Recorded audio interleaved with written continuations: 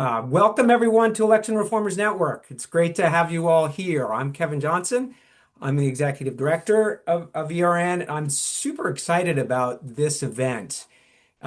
It's kind of two things at once. On the one hand, this is a reconnection to the sort of energy and background that launched Election Reformers Network, about our background working overseas during a really exciting time, and about the idea that there are lessons that our very peculiar democracy can learn from other countries. This is also about now, and it is about a time when America's democracy is facing crises in a way that really means we need to think about what we can learn, particularly from countries that themselves have wrestled and found structural solutions that help them move forward. So this is going to be a discussion in part about things we could potentially learn from other countries, as well as a discussion of, some things to be wary of. So I'm going to stop this share, or Joe, maybe you can help me stop this share. I've got too many screens here. There we go. Stop share. All right. And we have a great panel for this event. I'm super excited to have them. I'm going to start just by introducing the panel. And to begin with, we have Umbar Zobari, who has spent many years working overseas supporting emerging democracies. She served as senior elections advisor at U.S. Agency for International Development. Before that, she was the director for the Middle East and North Africa with the International Foundation for Electoral Systems, aka IFES. We've had the great fortune of having Umber on our team as ERN's International Elections Fellow. And in that capacity, she has written just a really interesting set of case studies, and we'll be hearing about that today. The report, the collection of those case studies, has just been released publicly, and our team will probably put into the chat that link so you can read that, and we'll be talking more about that. Umber is also a member of a fellowship, or excuse me, the fellowship that she did with us was coordinated through Democracy Renewal Group, an organization led by folks who've recently been involved in overseas democracy work and using that expertise here in the States. Umber has transitioned into working on U.S. elections as an election protection hotline specialist at the Lawyers Committee for Civil Rights Under the Law. Thank you for being here, Umber. Thanks so much for having me, Kevin. I'm really excited to be part of this conversation today. Awesome. Awesome. And next we have Tom Melia. Tom is a senior fellow at Georgetown University's Center for Democracy and Civil Society, where he also teaches a master's program on democracy and governance. And he's a member of ERN's Advisory Council, has been for many years. And Tom was a stalwart at National Democratic Institute and had been there a good long time, back when I joined in 1992. And I had the great pleasure of working alongside him there. Tom has done just Thanks about for watching everything. over turning that on. Okay. That sounded like Pat Merlo. Hi, Pat. How are you? You good? All right. Sorry. Tom has done just about everything you can imagine in international democracy arena, starting in the I in the 80s and 90s, organized international election monitoring delegations in a whole host of countries. He was appointed by President Obama to senior positions dealing with democracy and human rights at the State Department and as a Senate-confirmed Assistant Administrator of USAID. He had worked previously at a number of prominent senators' offices, and later in his career, he recently, for the last 4 years, worked for Senator Benjamin Cardin, who retired last year as chair of the Senate Foreign Relations Committee.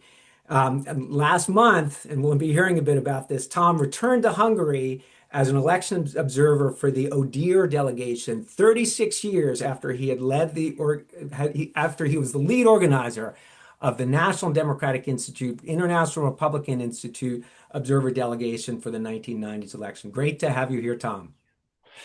Thanks, Kevin, for the invitation. Good to be back here and to see on the screen so many names of people I worked with over the years and haven't talked to in too long. So I'm glad to see that they're joining this conversation. And to that point, before I launch into our topics, I just want to sort of add a framing to this discussion, again, by welcoming folks who are part of this great community. You know, the time period that followed the fall of the Berlin Wall saw the greatest expansion of democracy in human history. And a lot of people on this call had a lot to do with that. And we should have a lot of pride for the effort and work that was achieved. And even though, what's in the news a lot is sort of the backsliding and problems here and there, it's absolutely the case that the world is far better off for the great democratic transitions that happened and for the role that was played in supporting them.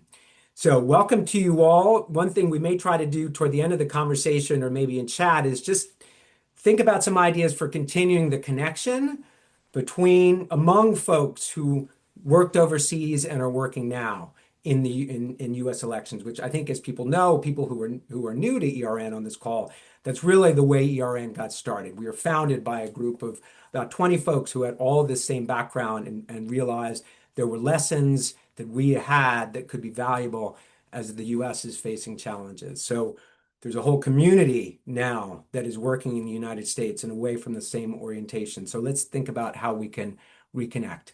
So that's kind of my pitch about that whole theme, but I'm going to start now by talking about some issues, two different categories of learnings in a sense. One about how to design institutions in elections, and we're going to hear from Umbar about that.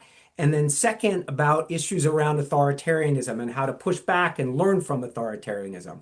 So to start with, Umbar, as I mentioned, has recently finished a report that we just published which we call How Nonpartisan Works, Case Studies in Election Administration. That's not the exact title. Joe will put the exact title into the chat, but it's a really interesting collection of some really thoughtful examinations of relevant organizations. So, Umbar, I want you to just start. Tell us about the project. Tell us about some of the case studies that you explore there, and give us an introduction. Over to you.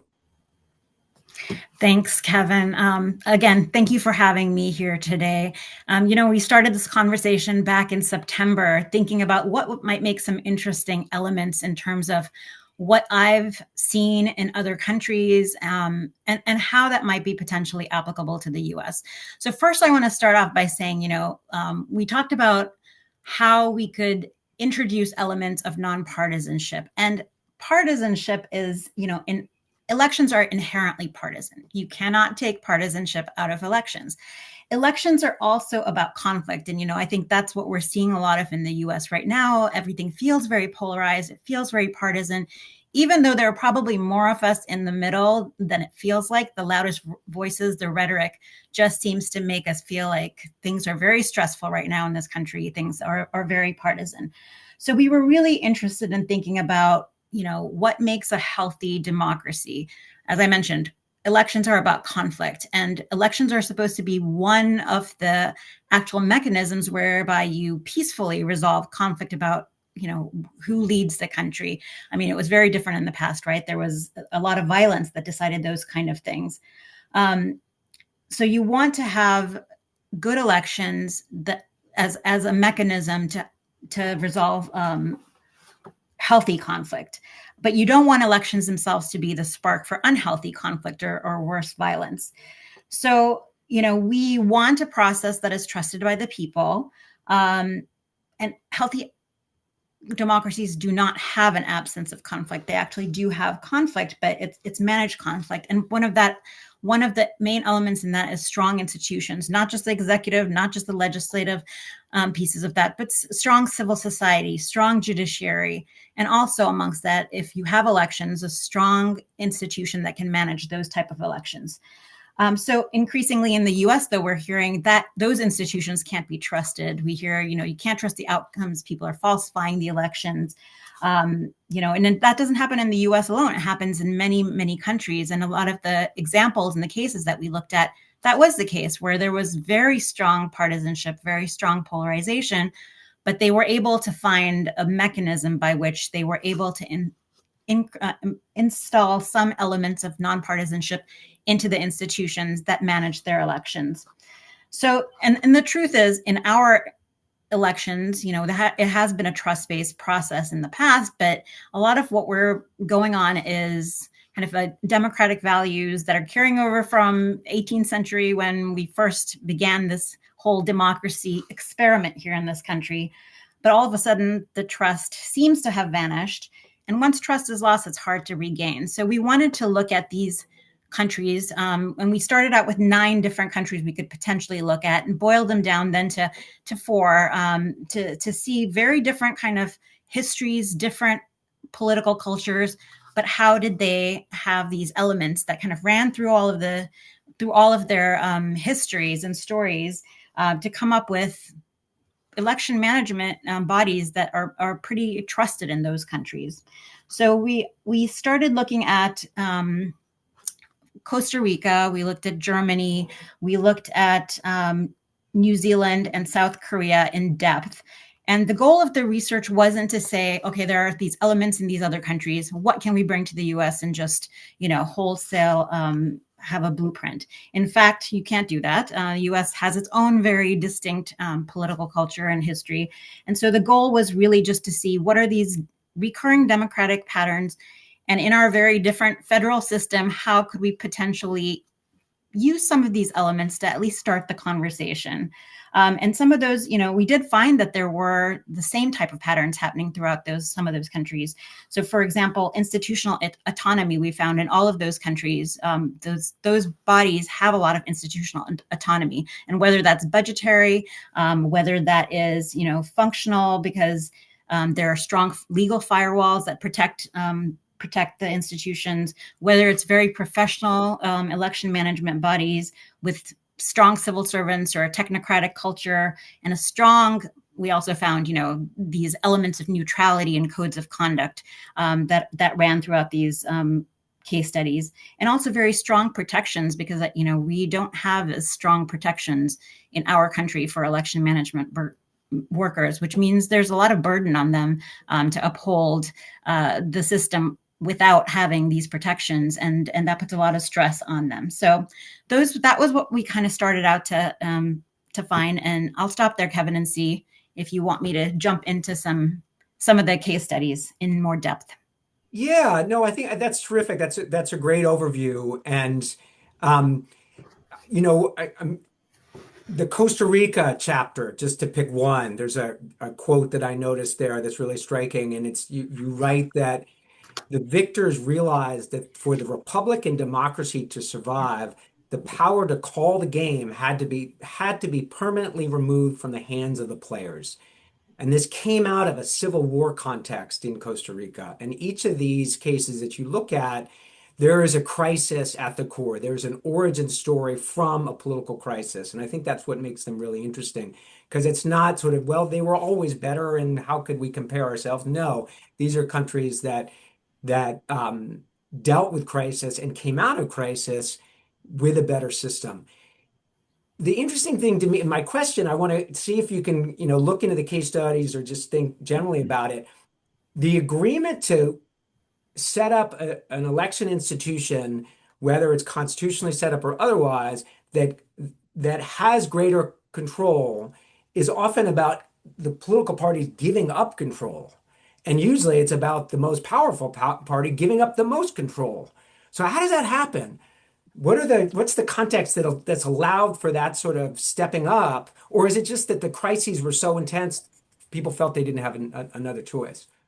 Yeah, that's the thing about crisis, right? You can have a crisis, but is it transformational? And that's about when you get to the point where the political parties, and the citizens realize that it's more important to trust the process than the actual outcomes, right? So it's not about my party is winning, but rather do I trust the process anymore? And then that process, that democratic process, is what needs to be protected. And I think in all of the countries that we looked at, in fact, we looked at the origin stories of all of these 4 examples, and they did have some very intense moments. I mean, if you look at New Zealand, for example, New Zealand was very similar system to us. They had a first past the post system electoral process. two-party monopoly or duopoly, we can say, on the election system. And you would have these situations where, one party would win the popular vote, but another party would retain the most number of seats. And it didn't make sense. And it got to the point where the people actually just were fed up, and they really demanded that change, even though the parties try to hold on. It was citizens who were actually actively pushing to have that change, to have referendums. They ended up changing a lot of things beyond the election system. Also, they now have more parties than two in their legislature. But also the decision making was taken out of the hands of the partisans. The parties were not part of the commission that actually then came up with the changes that were made. Similar type of thing in Costa Rica, South Korea. You had these situations where in South Korea you were having revolutions, martial law.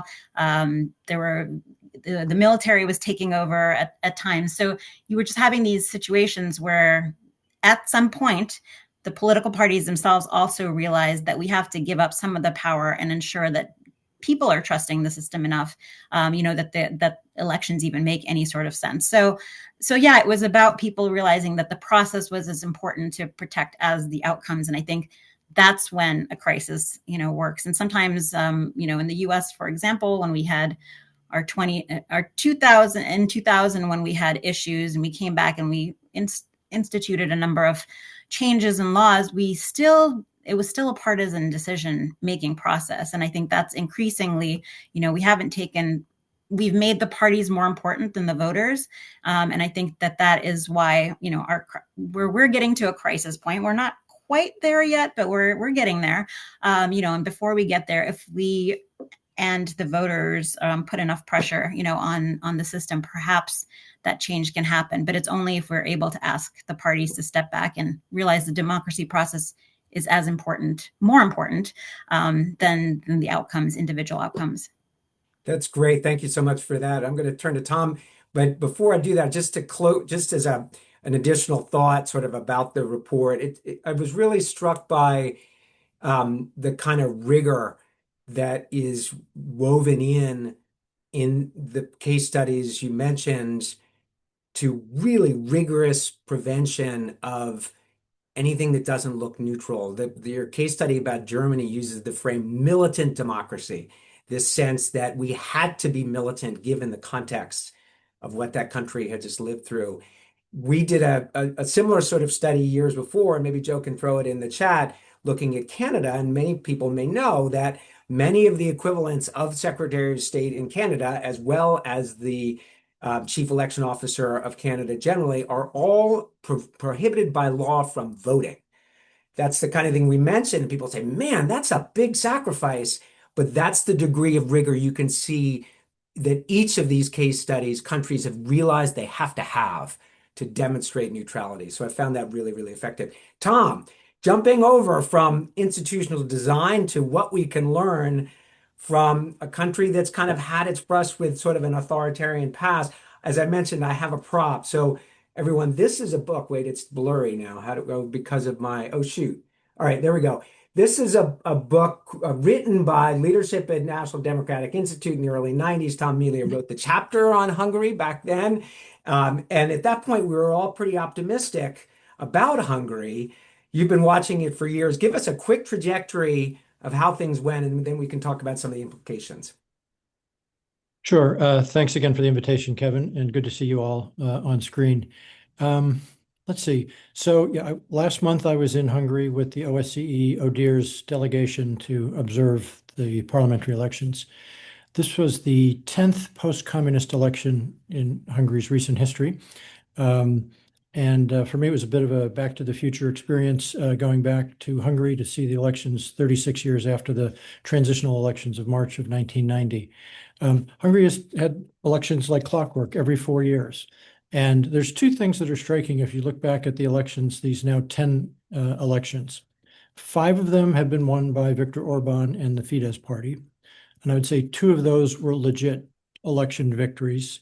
And then the 3 during the last 15 years that Orban's government presided over were probably less legit.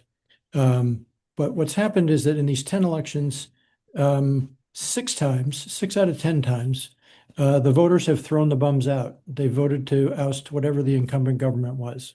They did that in 1990, 94, 98, 2002. They did it again in 2010 when Fidesz was elected and Orban became prime minister for the second time.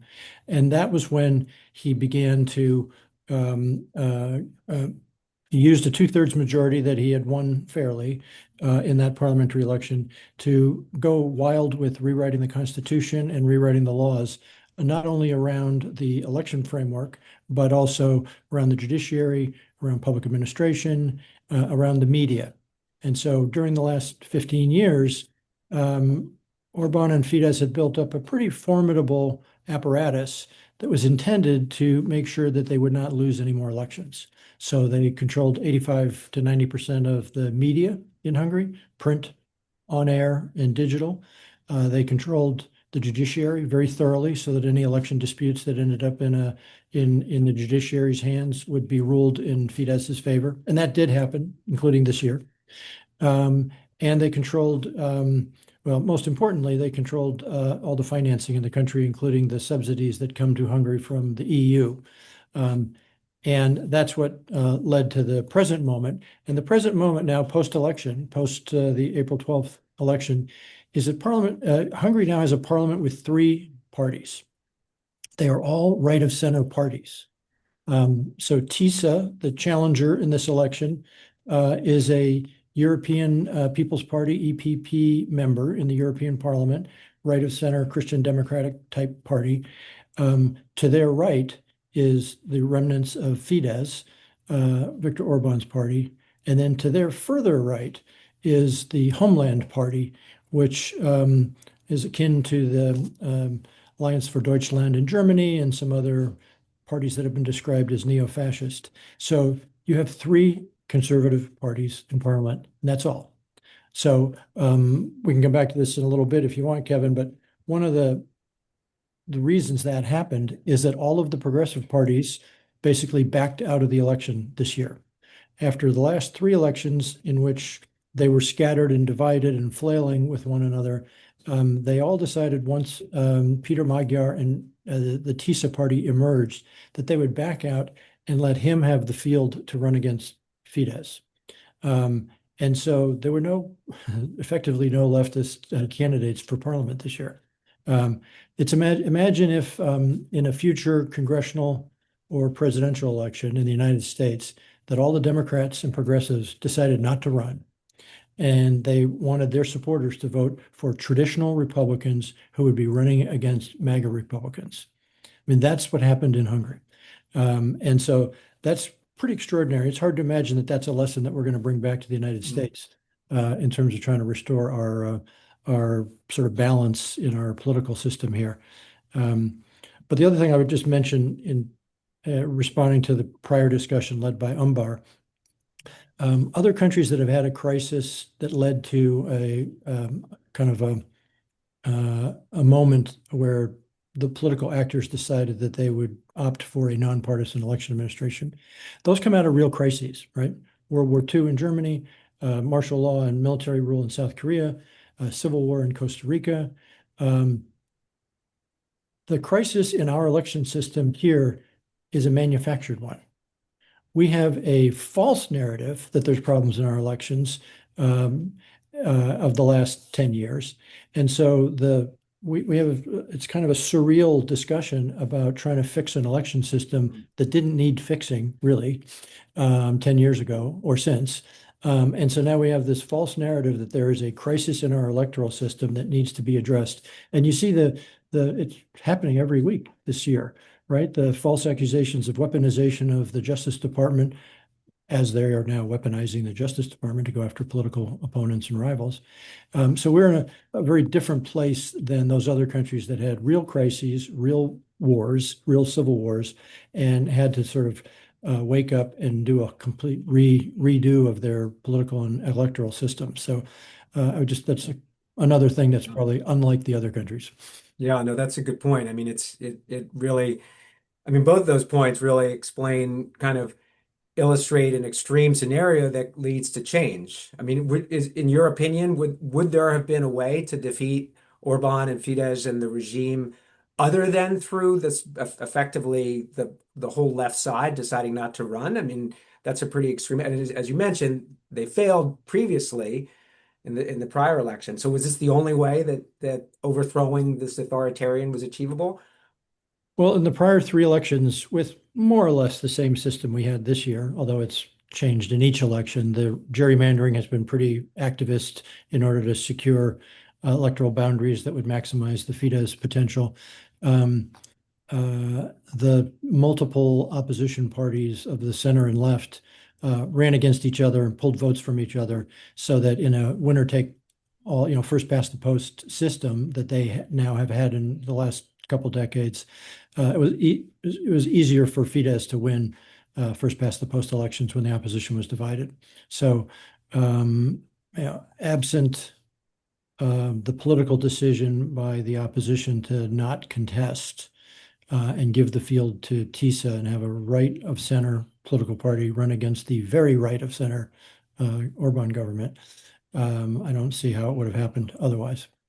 I mean, if And everybody, it could have been a consolidation around a different party or a different faction, but I think in addition to the clearing the field effect, the other thing was that this was a right of center party, and it wasn't that scary to traditional Fidesz voters. They could shift their vote from Fidesz to TISA without fearing like the radical left was going to take over. It was going to be a responsible conservative party. that's in it there. And then there's some political echoes of all of that, of course, that go on here, unfortunately, and how people think about how afraid they are of the other side and what that motivates them to do in terms of lesser of two evil. There's a lot of lesser of two evil voting that goes on here. Um, but stepping back, I mean, there's been one of the reasons the Hungary case, and I know so little about it relative to you, but one of the reasons it interests me is because we have had so much sort of in the thought sphere about how democracies die. Of course, we've had this sort of leading book of that title, and there's a lot of focus on the backsliding. I just wonder your perspective on this. I mean, how afraid should we be that democracies die easily and are in the process of doing so? Hmm. I have two Big, answers. broad question. Sorry. I Yeah. have two answers to that. One is the American system has dealt with many crises larger than the present one, like the Civil War and like the Second World War and the civil rights challenge to establish racist systems in our country. We've had bigger, more violent, and more significant challenges, and we've come through them and demonstrated the resilience of the American system overall. My other answer is, you said, how afraid should we be that democracy is dying in America? We should be very afraid. That's my other answer. We should be very, very afraid because we have people actively trying to bring down democracy in our country. And right now they control the federal government and a number of state governments. And they are behaving in a reckless way that is intended to undermine our democratic institutions. And so I would be very afraid. This is not a question of people misunderstanding what happened in, the 2020 election. This is people who know what happened in the 2020 election and are deliberately propagating falsehoods in order to agitate other people to take actions that will bring down our democracy. That's sobering. Thank you. I'm So going it's to, really on both sides of that question, Kevin. there you go. Right. Good. And I really there's a lot of great people on this call, and I want questions and, you know, personal experiences that are relevant and all of that. I'm going to do one other quick round of questions to each and then turn it over. And we've already gotten into this a little bit, but I asked you to think about, what are the key lessons from both of your sort of focus areas. So, Umber, to you first, what are some core lessons that you take from these case studies that you looked at? Yeah, of course, key lessons. So, of course, as I also mentioned earlier, you cannot, our federal system versus people's more centralized system means that we maybe are looking at more like 51 laboratories to test reform ideas in rather than just one central space, right? So, I mean, I think, there may be times when our decentralized system seems like a pain pain in our butts, but in actuality, there's a lot of strengths to it too. And so I don't think that we should think about wholesale getting rid of, any decentralization. There was a reason why our founding fathers decided on decentralization. Lots of other countries see the strengths in decentralization and have their own decentralization processes, so there's lots of strengths to that.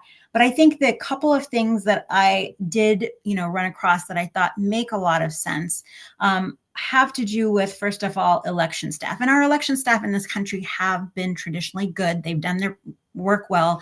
They've done their work in nonpartisan ways. So this is not any sort of, commentary on the work that they're doing. But I think that they also need to be protected in a way. And there's a lot of perception issues. So I think, when we also talk about the state of our democracy, I think our democracy is still strong, but, we need to be vigilant. And that includes protecting our election staff, because I think, studies have shown that we're also losing a lot of staff at this point because they are under a lot of threat in many ways. So I think we saw in other countries, there's a strong professionalization of election administration staff. So I think that that's something that's important to think about. What are ways that we can introduce that kind of professionalization? And a lot of them are very, very professional. There are accreditation processes in this country where people do go to that. But how can we change that perception that people, when people are looking at our election administrators, that they are neutral parties who are doing their work in a nonpartisan way? And so I think the protections and professionalization of election administration is one very important thing.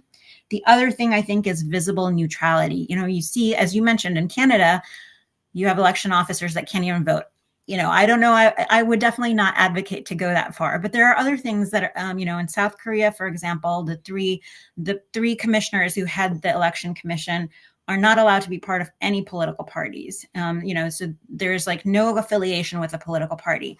In places like Costa Rica, it's extremely strong. You cannot, even in your private life, and in New Zealand too, you cannot in your private life show any affiliation. So even on your Facebook, you can't show up wearing, clothes that show that you're affiliated with one party or another.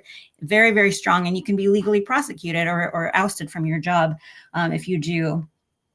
So I think that there are, in Costa Rica, that even applies to the president, for example. The president himself they can't do anything partisan. They can't attend partisan meetings. The only thing that they can do that's partisan is vote. And so we saw that recently, just in the last year in Costa Rica, where the president was making lots of partisan there was lots of partisan rhetoric, and the election commission asked that his immunity be dropped so that they could prosecute him for his rhetoric. So it applies all the way to the president and all election staff. So I think that those are two of the things that I would really consider. And of course, autonomy for election administrators, whether that's through making them just more financially stable and not holding their finances, or whether and then there are the kind of duties that they have, like certification, which become very partisan, and keep announcing those as kind of mandatory duties that they don't get prosecuted over, so that they can conduct those duties without having to worry about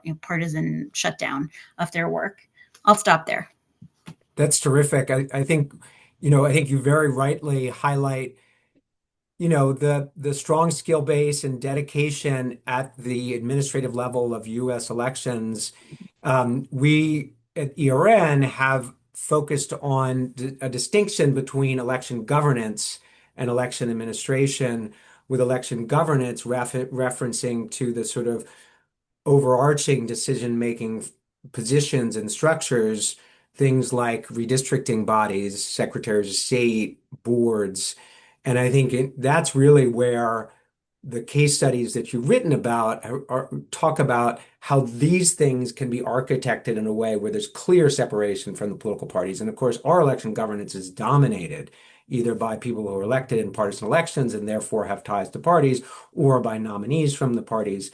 And the gerrymandering war we're in the middle of right now, which is just is every day the news gets worse. We all need to remember no other country does that. There's no other.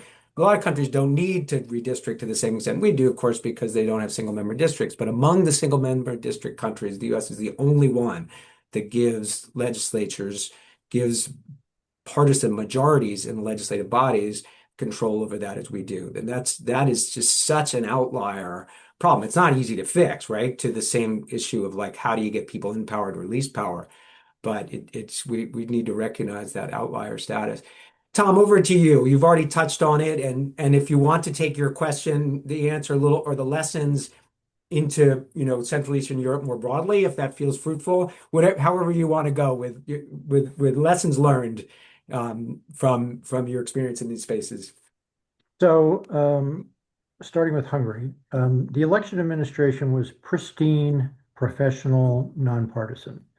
I was in only 13 voting places on election day, but in each place they were run by local county officials that were serving as the election administrators at the polling place. They had party representatives from at least the two major parties contending, and then they had um, yeah, and there were no domestic election monitors. The Hungarian law does not permit citizen groups to monitor elections in Hungary. Um, and so I would say, the Hungarians are administratively high performers, right? It's a country of it's a country that gave us the Rubik's Cube, Edward Teller, the father of the hydrogen bomb, George Soros. I mean, for a little country, they overperform in terms of smart people that can manage administrative things very well. So that was never a problem. The issue in the Hungarian elections and the prior three elections, the one that I said were less legit or not legit, were that everything outside of election day had been skewed against opposition parties and candidates. Access to the media, access to public spaces and funding. I mean, big billboards, including some purchased by government agencies, were campaigning for Fidesz and Viktor Orban. The post office was buying up big billboards and putting up posters of Orban and Fidesz. So, the abuse of state resources was very conspicuous because they labeled them. They had their post office logo on the posters that they put up that were campaign posters. And then the opposition just couldn't buy one. They couldn't get on national TV. They couldn't get on most of the digital sites. So, Peter Magyar, now the prime minister, he was brought in to be interviewed on the main public broadcaster the day after the election. And they said, "So, Mr. Prime Minister-elect, what are you going to do next?" And he looked around and he said, "The first thing we're going to do is close this place down. You guys are going to not be a propaganda machine anymore. We're going to have real journalists come in here. You guys are all going to be fired." That's what he did on the day after the election, because the public media had been skewed so heavily against any opposition possibilities. So, so that's what's going on now, and you'll see that in many dimensions in Hungary these days, that the systemic skewing of the system to reinforce the governing party's majority, and its corruption, its ability to mismanage public finances for the benefit of a small number of people. That was really the substantive issue that drove the campaign, was the corruption at high levels in the Hungarian government. And so I'll just leave it at that, I guess, for now. And I'd love to see questions. I've got more I can ask. Let me look into the chat here, or just raise your hand. Here, Brian, I see a hand. Go for it. Sure, thanks, Brian Vogt, former democracy advisor from USAID. Uh, I'm struck by the Hungary transition and the opportunity that provides potentially, and also with some of what Ambar was saying about sort of the importance of nonpartisan sort of elements in a reform effort. And I'm wondering, both Tom and Ambar, like you have this transition now in Hungary, where you have an opportunity for reform at the systemic level, but how do you ensure that reform opportunity is done in a way that is perceived to be nonpartisan and so forth, right? Because the default always is, well, you're just doing this reform to set the system up for yourself for that next election. And I'm thinking now about the U.S. context, right? We have an election this year. We won 2028. that's those transitions, if there is a transition in, say, 2028, provides an opportunity for systemic reform. How do you then do that in a way that isn't just a ping pong ball back and forth, where it looks like, hey, it's just, in that case, it would be the Democrats setting the stage for themselves, right?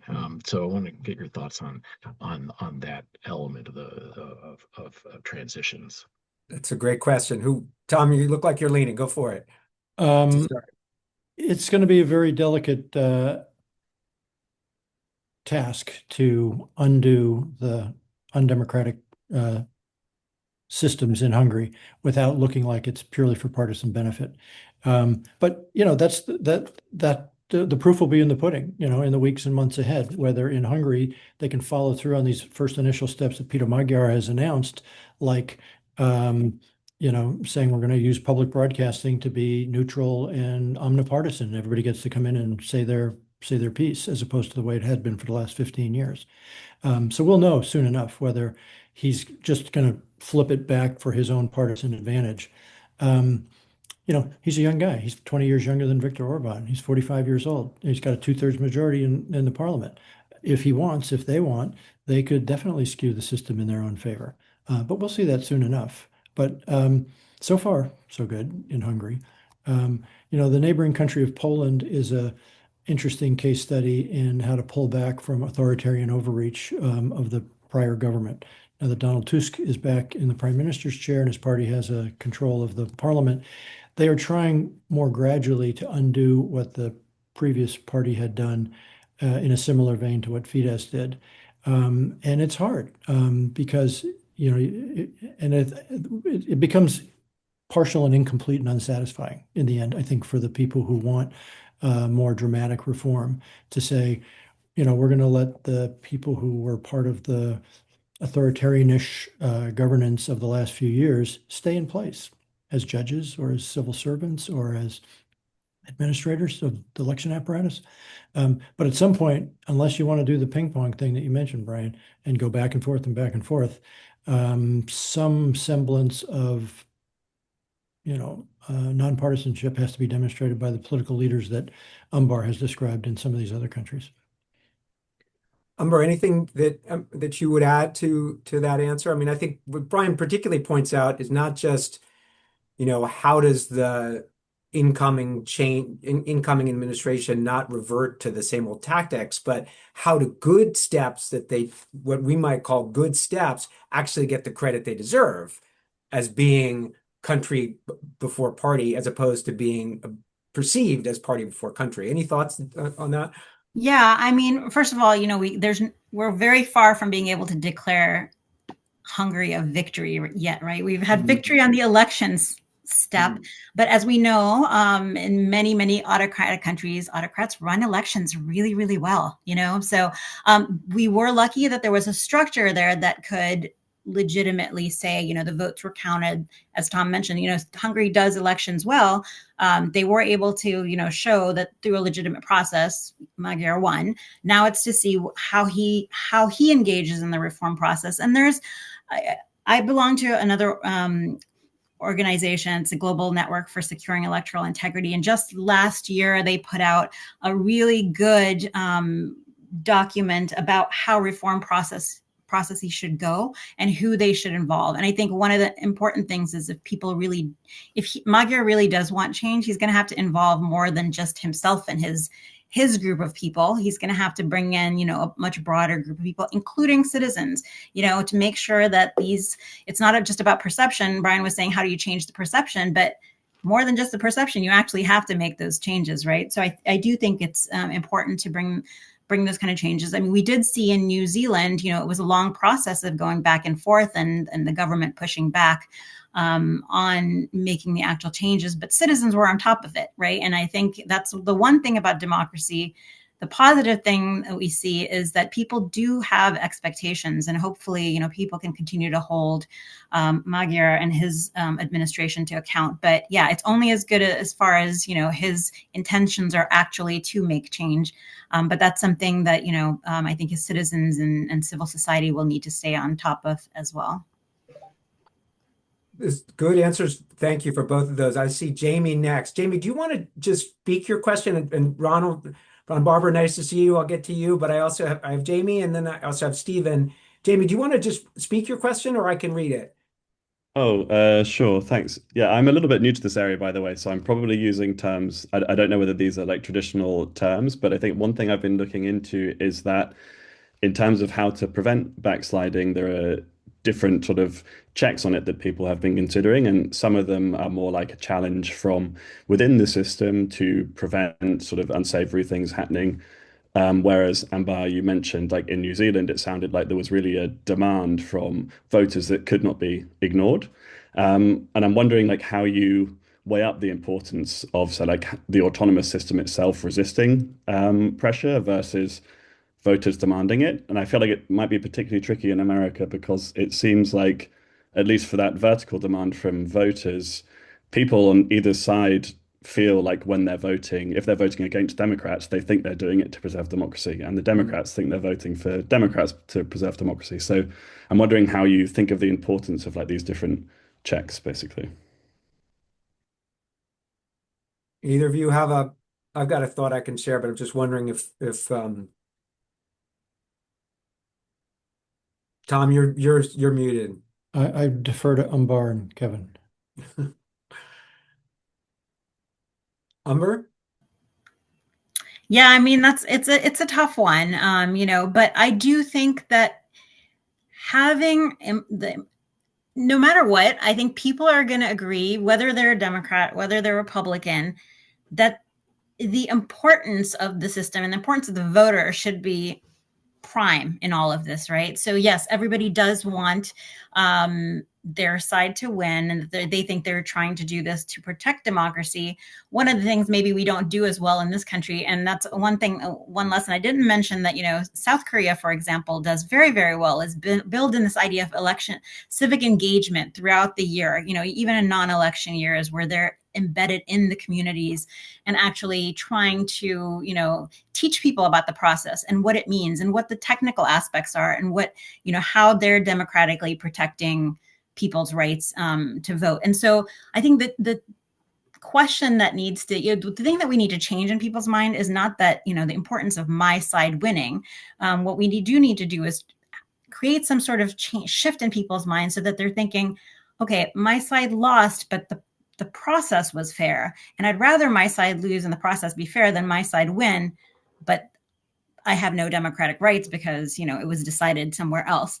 So yeah, it's an interesting question. I'm not 100% sure I have an answer to answer it, but I do think, just increasing kind of this mentality of the importance of the process, the importance of democracy itself as an institution that needs to be protected and taken out of the hands of partisan groups, because you can guess politicians don't necessarily have all of our best interests at heart when they're making decisions. So is the voter more important or is the party more important? I think right now the party has become much more important in this entire process than than the voter. So yeah, I mean, some things to think about, and I think that there are things that we need to be doing better as a country in terms of engagement and understanding on the civic front. For my kids went through school, and I'm shocked at how little they learned about the civic process compared to what I learned when I was going through school. So I think things have also changed on that front, and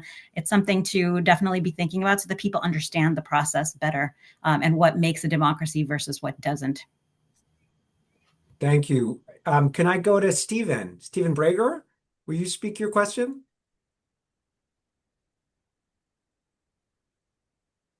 Still here? Whoop. Oh, Yes, go sorry. ahead. Yeah, this is truly a lunchtime event, so I was at the sink. Sorry. In any case, but listening closely. Um, as I wrote in the comments, first of all, hello to everyone, Kevin, Tom, and Umbar. It's great to see you.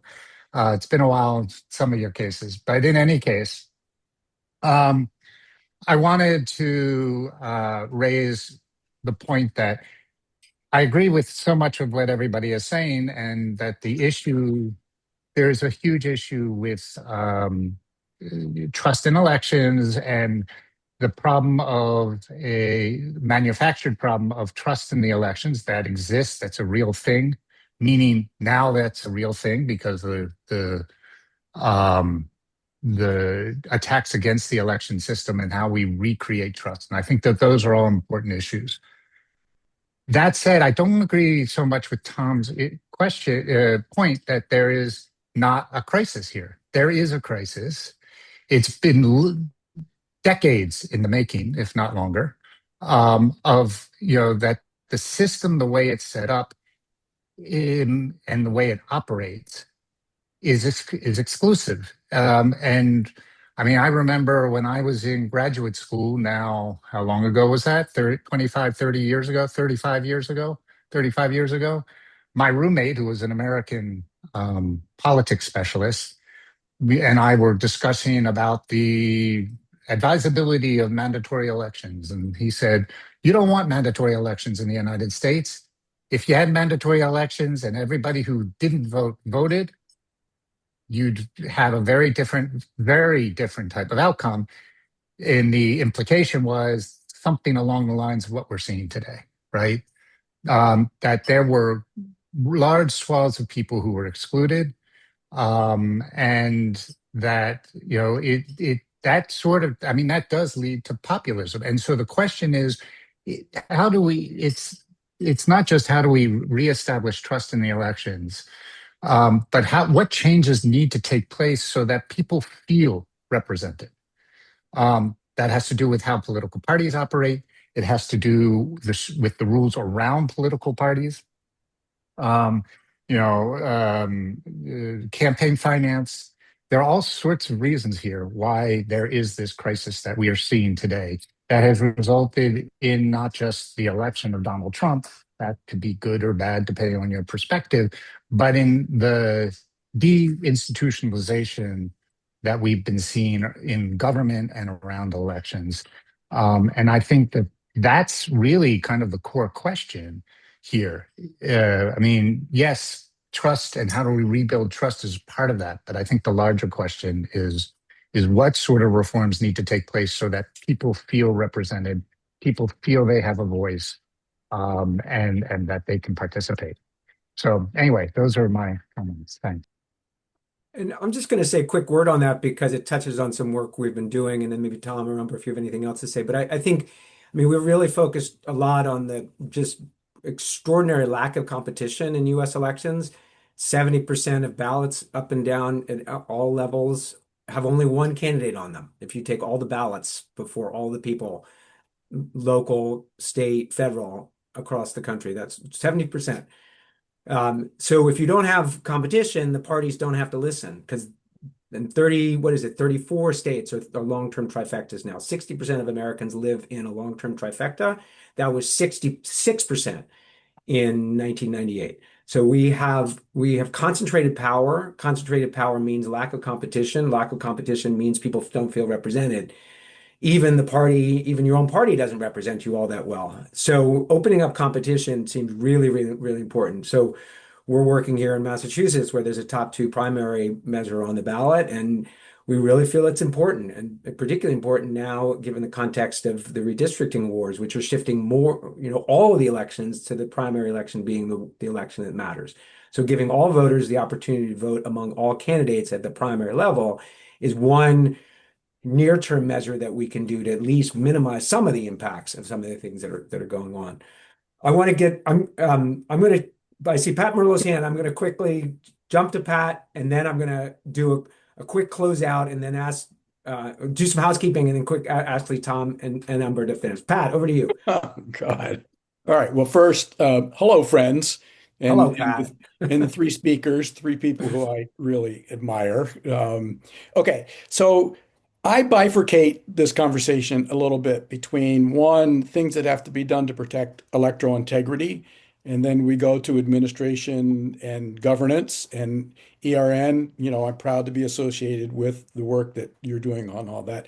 But that's not where I want to go with my question. The other part of the bifurcation is how to preserve, create public confidence. I mean, we can have elections with integrity, but if you don't have public confidence, and it isn't that there's two parties that are attacking the integrity of elections. One party accepts losses. One party I have a lot of complaints about, I happen to be associated with, but the other party does not accept losses, and the other party is campaigning actively to undermine public confidence in the outcome. So here, I think this is about civil society. This is about what do civil society groups do to help capture confidence? What does the media do to help capture confidence? And, Tom, you've been at this longer than me and, originally invited me into this arena. You've seen the role of public confidence in civil society in transition elections. And Umber, you've been looking at this stuff backwards and forwards. So can you speak a little bit more about that as we end? Tom, you want to go first? Sure. Let me just make a couple comments. One is that I accept Stephen Breger's critique of my earlier statement. I agree that the fact that the electoral crisis that we are experiencing now in the United States is a manufactured one doesn't make it any less a crisis. It's just a different kind of crisis where I don't think we have a coming together of the different partisans to sort of perceive a shared crisis because half the political spectrum has created this crisis, as Pat was just indicating. So, and some of what Stephen was writing about in the chat box is about governance, right? It's about people feeling left out and left behind. I mean, that's not an election issue. That's a governance issue. And, so there's a whole set of things to be done about that. And then, the Pat's question about confidence and trust. Jen Watley had some good comments in the chat about the need for civic education, the kind that Umbar said she got when she was in school, but her kids no longer get in school. I think that's part of the challenge here. So we need to be teaching our children better than we have been of late. And the other thing is we have to close down the internet and make sure that there's no more social media and no more venues for misinformation and dissonance, which is broadcast mainly on the social media platforms. So if we can figure out how to turn off the electricity in this country, I think that would be a big step forward towards civic comity. Well, good luck with that one. Umber, anything more practical to suggest? Yeah, I mean, I'll just say, I mean, of course, my research here was just focused on election administration, which is one part of election integrity, is not the whole part. It's just protecting a certain piece of the mechanics of the vote counting and how that is done. And there's this whole other layer of how do you engage with all these other parties. And of course, we have issues right now with people not quite trusting the judiciary, even because our judiciary here is partisan too. A lot of them are elected, and media has become increasingly partisan. So it is a very difficult question. How do you build that trust back up when people are hearing their echo chambers? They're hearing they can't trust the other side. I will say, okay, so one of the case studies that I looked at was, South Korea, and this is not a perfect process, but South Korea has tried and it has faced some issues because, it may perhaps actually ended up going a little too far in terms of closing down some stories, and maybe there were some signs of a little bit of repression that people push back on. But there are attempts by groups like the election administration in South Korea to try and work with journalists to kind of create this voluntary truth standard. That's something we wouldn't wholesale copy that example, but something like that as well here, working with trusted journalists and media outlets, and who those are. It's beyond me to say exactly who is trusted and by whom, but I think there are some groups that perhaps would be more trusted than others, more nonpartisan media. Civil society, there's a lot of civil society. I think there's a lot of civil society on the local front. I don't know how much every group is they're not very good at necessarily coordinating, right? So I think that's an issue that I've seen as I've kind of stepped more into the U.S. Election space. But that's been a problem in every country I've worked in too. But there's more civil society here, which is a real strength for us as well. But also, how does civil society work on the local local level, and not always, it doesn't also always represent, there may be very left leaning civil society and right leaning civil society. So how do people actually find the people that they need to trust in order to move forward? And I do think, again, the idea of like teaching people what the basic democracy principles are from the early age so that they know and can engage. I think the most important place for people to engage, and which affects their everyday life, is at the local election level. On the local level, I see in my own neighborhood committees and people reaching out to their local folks. But sometimes even that feels like a little bit of a capture, depending on where you live. Only one side is represented versus the other. So how you make that more democratic and make it okay for different voices to have their way to say things. I mean, I think we're still in a much better place than many other countries, but I do think, if you're living in a very left area or a very right area, the other voices are silenced. So how do you make sure that people are engaged? I think it's tough, but it can be done. And I think civil society has a big role to play here, and nonpartisan media in ensuring people are getting the right information. All right, I'm going to just wrap us up by saying Election Reformers Network is doing a lot of great work right now in the space that is available, and even in this quasi-crisis time we describe. And that space is around incremental changes that make elections more neutral and more perceived as neutral. We just had legislation passed in Utah, the first state in the country to set up conflict of interest standards around the Secretary of State. That led people to come to us and say, help us pass nonpartisan election of county clerks in Utah, which we're working on next, as well as in other states. So these are changes that are real, that will show people that the election governance level is really run in a way that is separate from the political parties. We desperately need that. It's achievable. If you like that idea, I put the link to our fundraising, to our donation in the chat. We are actually doing a spring appeal. We're 11,000 short of our target. We'd love to help, and your gift will be doubled to do even more great work. So thank you so much to Tom. Thank you, Umber. This was terrific. Loved having this group, and let's all stay in touch. Thank you so much.